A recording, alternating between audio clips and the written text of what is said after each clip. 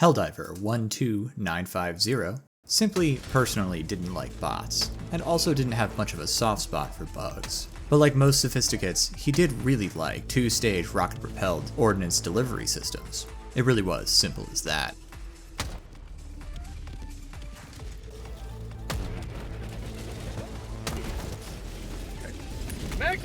Reginald here. As a rule, I like to experiment, so I am experimenting today with a super fast turnaround weapon tutorial. The subject of today's tutorial is on the Eruptor, and I will be comparing it to the AMR, or anti-material rifle, in order to give you a good sense of how this weapon performs in-game. I've actually put it pretty hard through its paces, so let's jump right in. This is the Eruptor. The Eruptor fires two-stage, rocket-propelled, 15mm HE fragmenting projectiles. It is a bolt-action platform fed by a 5-round magazine. It has a maximum range of 125 meters and a shockwave radius of 7 meters with an indeterminate range for shrapnel. The role of the Eruptor in your kit is that of a multi-tool. The Eruptor is able to function as a sniper rifle, medium enemy slayer, crowd control tool, and, with good positioning, a heavy wounder. Not exactly a slayer. It's hard to keep the enemy weak spot in your sights long enough to regularly secure kills, though I have gotten the odd one here and there. However, it definitely can add meaningful damage to chargers and heat sinks. It's decent at hulks and can pop Bile Titan sacks easily, though good luck trying to kill one of those because you'd probably have to stand around underneath it like I did with the AMR, and you are most often within 7 meters of the target, though not always, and will knock yourself over and wound yourself in the process. I've collected a set of shots to kill for various targets, not times to kill. It didn't really feel appropriate for the AMR or for this weapon for that matter. Most targets either die in one shot or too many to worry about comparing it to other weapons. It's simply within its capacity and you'll have to tough out the time. This should be on screen now for you, and I hope you find it useful. I will say not all this testing was done under ideal circumstances, which feels like a great place to mention that I am collaborating on this video with Ryken14 himself. I'm personally very excited about this because I've been watching his content for quite a long time. So what we're doing is I will be delivering a solid tutorial for the Eruptor as compared to the AMR to give you some context, and then Ryken is actually going to be digging much deeper and going into the other marksman weapons as well as the sniper weapons and comparing all of them as a block.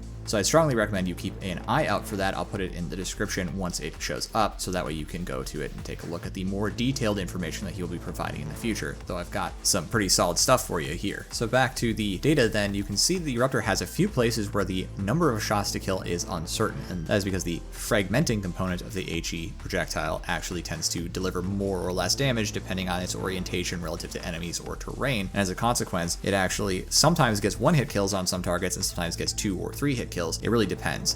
It does do a ton of stagger though, so it's pretty useful even if you don't kill the target outright to hit them. It also has a high tendency when fighting bots and other bugs to take off limbs or take off rocket pods, things like that. So in comparing these two weapons, one of the things you can see is that sometimes the Eruptor does take about the same number of shots to kill a target as the AMR. However, the AMR's fire rate and magazine capacity is much higher, which makes it much easier to get that kill before the enemy can actually react, whereas with the Eruptor, it takes so long to get through 6 to 8 shots, it's going to usually not result in a clean kill if a kill at all. I was able to actually find and fight some bot gunships, but not the streakers from the bugs. That just didn't work out today. But for bot gunships, it looks like somewhere in the range between 4 and 8 shots. I know that's a big wide margin, but I'm just genuinely not sure. It was really hard to isolate a single gunship to shoot that no one else was shooting at, and more than that, the projectile speed being as slow as it is makes it hard to make sure I'm hitting the same spot of the target consistently, and I even saw some tick marks when I got body shots or apparent body shots, so I'm really not sure if I'm successfully doing damage on the engine block or if I'm successfully doing damage on the hull of the craft. I just genuinely don't know, and so it's somewhere in the range of 4 to 8 shots, but it can be done. No way. That's actually ridiculous.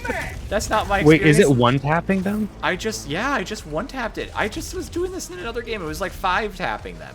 Yeah, that's what I was noticing too.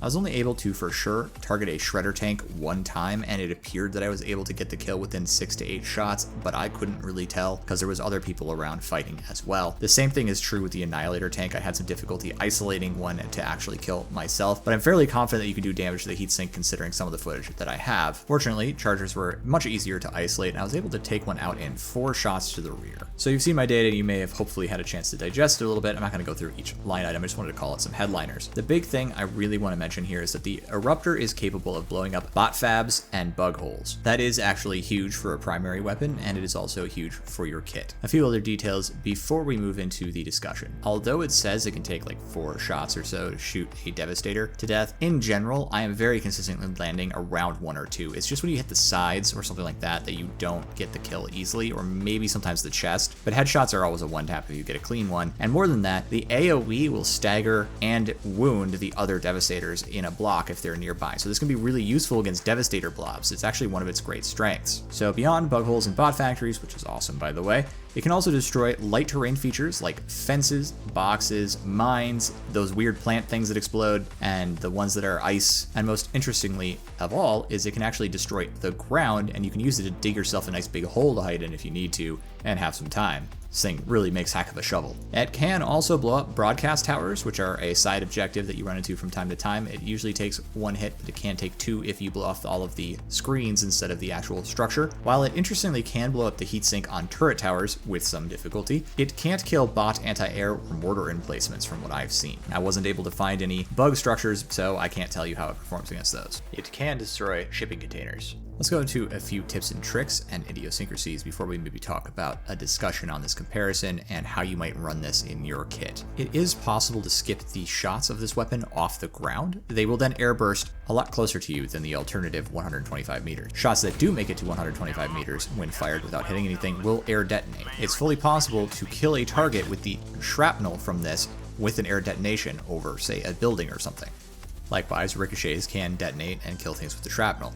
Additionally, the shrapnel appears to explode directionally in an orb route from the explosion, so if you land it into a building, like say against a wall on an oblique angle, the shrapnel can kill everything around the corner from you that you wouldn't otherwise be able to see. It's actually fairly useful for hitting targets you cannot see. You can shoot obstacles or shoot the ground so that you can get around a corner to kill a group of bots or bugs. Let's get into a discussion on the weapon and the comparison and how you might use this in an actual game. Okay, so this is a sniper rifle and it's got some decent sort of artillery capacities, let's say, and I think it's good in both of those roles. And it is a certainly solid primary despite its slow fire rate as long as you know how to use it, and probably run the Redeemer. Comparing it to the AMR, which is also a sniper rifle, I would say it serves better against sort of lighter groups of enemies, and groups of enemies especially. So Striders, it serves better against Devastator blobs, it serves better against hunter groups because you can blow up a whole bunch of them, or warrior groups or bot groups, things like that. It starts to fall off a lot harder against Hulks or Annihilator tanks, where the AMR is able to actually handle those material assets a little bit better. I could imagine a scenario where someone who has a dedicated team to play with actually just runs both of these rifles, providing overwatch against lighter targets with the Eruptor and against heavier targets with the AMR. Could be really fun. In general though, I think most people are going to find that this weapon enables them to run something like the laser cannon, arc thrower, or flamethrower a little bit more often, or even the grenade launcher. You might still want to take eats or something like that so that you can pop the odd Bile Titan when it shows up, or 7 of them when they decide to show up. But generally, if your team is competent, they should be able to get you through with little more than a few stratagems of your own. I could even see this being paired with something like the machine guns if you want to run those. I think the Redeemer is always the correct choice here because of the high rate of fire making up for the issues that this weapon has, the high ammo capacity as well. For backpacks, this is going to really depend on how you're running and what you're fighting. If you're fighting not stealthy and you're just going loud, a dog backpack could actually work. The laser dog, especially the scythe dog, is very strong and will give you that extra cover and capacity for lighter groups of enemies while you are fighting your reload times. However, if you want more ammo to fire this thing more, a supply pack makes a lot of sense. That's pretty much how I ran it all morning, and I really liked doing that. Basically, I think this is a solid sort of artillery slash sniper platform that can handle medium and lower enemies very well, but can kind of grace the edges of heavier enemies and give you an opportunity to run a little bit more flexible kit, something that you weren't running before. And it can of course also allow you to run stuns, which gives a ton of capacity since you're going to be able to always pop those bot factories. My last verdict on this weapon is that I like it. I think it's very strong, and I think that it's going to be a lot of fun to use. And I hope I've at least elucidated enough information so you can try to figure out where to plug it into your experience. With that, I'll say thank you so much for tagging along with this experiment. You'll have to let me know how you liked it. I've tried to keep it short, and I've tried to keep it as precise to the information I was able to glean as possible, because that was my objective. Have a lovely day, everyone, and thanks so much for visiting. And for my next piece, I will be continuing work on the strategy guide that I am building. Bye-bye.